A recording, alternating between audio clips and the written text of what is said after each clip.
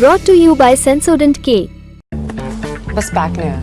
SLS paraffin और दूध का करंट भी कौन? तो लाइफ का करंट ऑन? कुछ भी। तो ट्राई करके देख ले। सेंसोडेंट के टूथपेस्ट फॉर सेंसिटिव टीथ। हम भाजपा की समीक्षाओं के दौर की बात कर रहे हैं। इसमें एक अहम पड़ाव उत्तर प्रदेश का है। उत्तर प्रदेश में क्या स्थिति है और पहले क्या होता था, इन सब जिज्ञासाओं के साथ हमने रुख किया इंडियन एक्सप्रेस से जुड़े वरिष्ठ पत्रकार श्यामलाल यादव जी का। श्यामलाल जी, बहुत बहुत नमस्कार। थैंक यू सौरभ जी, बुलाने के लिए बहुत बहुत धन्यवाद। नमस्कार। पहला सवाल मेरा यही है कि अब तक यूपी में समीक्षाओं का दौर बहुत पुख्ता जोर पकड़ता नहीं दिख रहा है, जबकि पहले हमने देखा था किस तरीके से सिरफुट अव्वल के बाद विकेट गिरते नजर आते थे, कार्रवाइयाँ होती और बदलाव होते नजर आते थे। क्या हो रहा है उत्तर प्रदेश में? देखिए, चुनावी हार जो बीजेपी की हुई है उत्तर प्रदेश में, हार उसको इसलिए कह रहे हैं, सीटें उनकी आधी करीब रह गई हैं, तो उसकी कोई एक वजह नहीं है, कई वजह हैं। आपको मालूम है, टिकट बंटवारे में गड़बड़ी उसकी एक वजह थी। तीन जो बड़ी फोर्सेज हैं पार्टी की, मतलब स्टेट गवर्नमेंट, स्टेट ऑर्गेनाइजेशन और सेंट्रल बीजेपी से जो उसको इन्फ्लुएंस करने वाले जो लोग हैं, वो ये तीनों में कोऑर्डिनेशन ना होना एक बड़ी बात है। सोशल इंजीनियरिंग जो है बीजेपी की, इस बार वो ध्वस्त हो गई। अखिलेश यादव की सोशल इंजीनियरिंग ज्यादा प्रभावी रही, वो तीसरी बात है। फिर जो कई वर्गों में जो गुस्सा था, वो पार्टी उसको ठीक से मैनेज नहीं कर पाई। नौजवान बहुत गुस्से में था। 48 लाख कैंडिडेट थे पुलिस भर्तियों में। आप समझ सकते हैं 48 लाख का मतलब होता है कि यूपी में 1,06,000 गांव हैं, तो हर गांव में 45 कैंडिडेट आ रहा था पुलिस का। और इसी तरह से अग्निवीर जो स्कीम है आर्मी की, उससे नाराजगी थी। गांव में नौजवान जो सुबह दौड़ लगाते थे, प्रैक्टिस करते थे, वो सब मिसिंग थे। ये सब बीजेपी के खिलाफ कैंपेनर बने हुए थे, या फिर अगर बीजेपी के बड़े कमिटेड परिवारों से हैं तो वो चुप बैठे हुए थे। इसी तरह से जो अब आपको पता है, केंद्र में 10 साल चल चुकी है सरकार, राज्य में 7 साल से ज्यादा चल चुकी है, तो पार्टी के कार्यकर्ताओं की बहुत सारी अपेक्षाएं होती हैं। बाहर से आया हुआ पार्टी में जो तबका है, वो बड़ा प्रभावी रोल में हो गया है। तो अलग अलग स्थानों पर इस तरह की अलग प्रॉब्लम थी। इस तरह की कई फैक्टर्स को जोड़ करके बीजेपी का जो रिजल्ट है वो आया है। और ये रिजल्ट कोई एक एरिया, एक रीजन की बात नहीं है। अगर आप पार्टी का मार्जिन, उसकी हार का मार्जिन या उसकी जीत का मार्जिन देखेंगे, तो अक्रॉस द स्टेट ऑलमोस्ट आपको सेम ट्रेंड मिलेगा। अब आप जो कह रहे हैं समीक्षा की बात देखिए, बीजेपी में जो हाल के दशकों से जब तक हम देख रहे हैं रिपोर्टर के तौर पर, जहां तक मुझे ध्यान है, आपको भी ध्यान होगा, 99 में जब बीजेपी की सीटें 98 के मुकाबले आधी रह गई थी लोकसभा में, अटल बिहारी वाजपेयी जी प्रधानमंत्री थे उनमें, और कल्याण सिंह जी उस समय मुख्यमंत्री थे उत्तर प्रदेश के। बड़े तनाव की खबरें आया करती थी उस समय। राजनाथ सिंह जी जो अब रक्षा मंत्री हैं, वो प्रदेश अध्यक्ष थे, और उस हार के लिए जिम्मेदार ठहराया गया था कल्याण सिंह जी को। उनका रेजिग्नेशन ले लिया गया।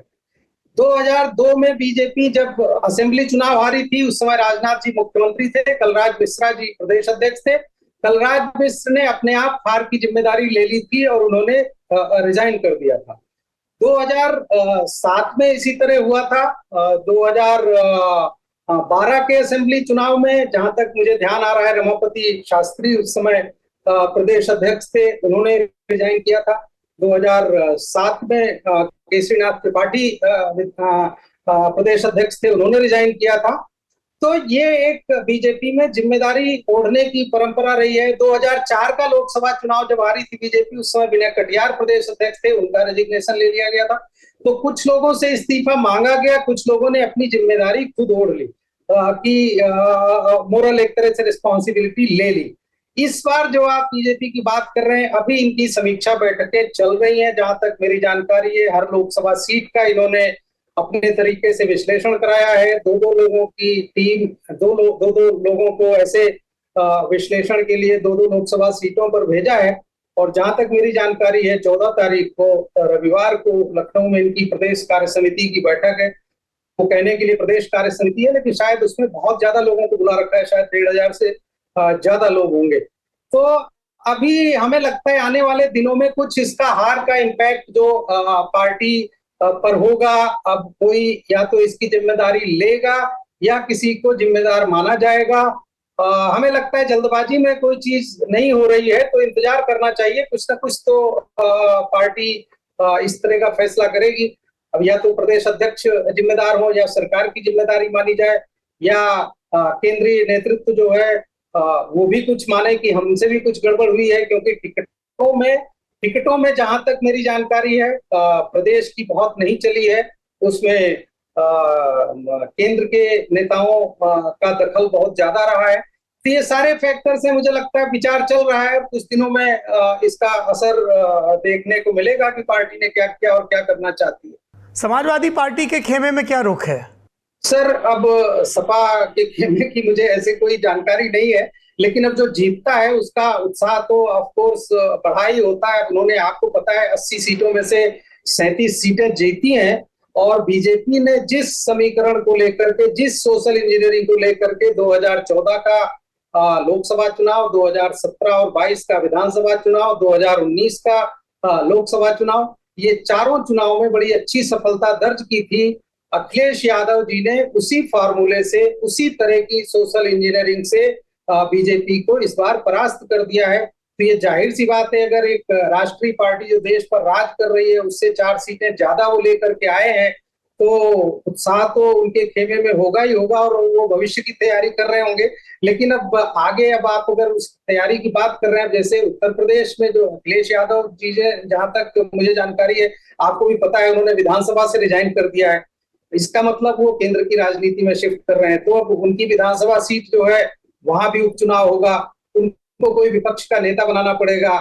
तो अब ज्यादा उनकी तैयारी देखने, मतलब उस पे दिलचस्पी ज्यादा तब पड़ती जब विधानसभा चुनाव नजदीक होते हैं। आपको मालूम है अभी विधानसभा चुनाव 2.5 साल से भी ज्यादा है, तो अभी मुझे लगता है इंतजार करना चाहिए। अभी तो ये लोग जीत के जश्न को थोड़ा पचाने में ही लगे होंगे, ऐसा मेरा अंदाज है।